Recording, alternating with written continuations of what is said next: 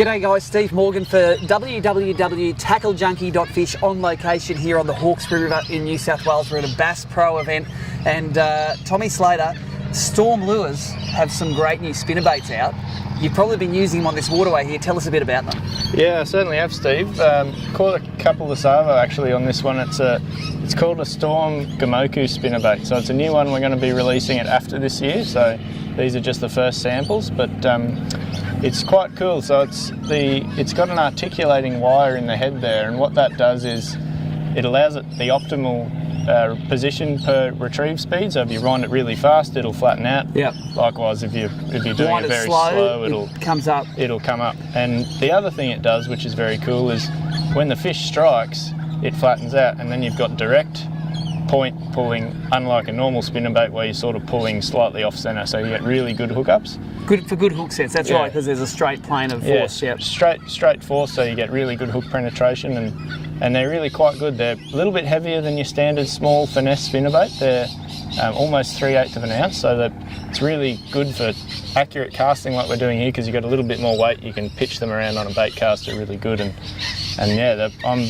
really impressed. Hand-tied skirts, they're going to be really good when they come out. I think a lot of guys here on this waterway especially like using a jig head with a beetle spin, because you can't buy commercially something which is small enough for Australian bass in that department, and also small enough to be unobtrusive in the blade department. A lot of spinnerbaits we buy are tandem. They're quite big and they're great for 2 kilo bass in Queensland, but they're probably not good for 31 centimetre bass in the Hawkesbury, are they? Yeah, definitely. It's hard to find a really small spinnerbait that's got the weight there to cast easily.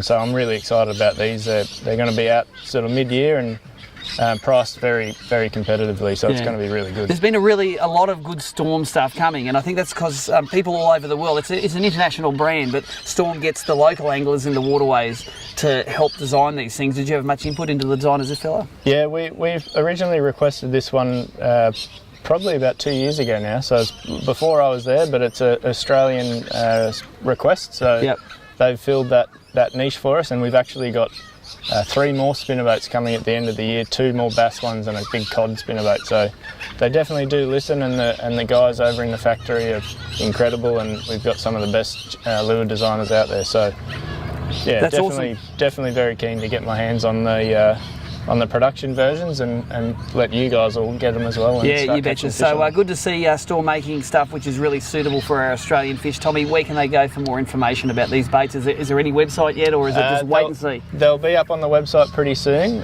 Just have to finalise pricing and colours and all that sort of thing. But check us out on Facebook under Rapala Australia.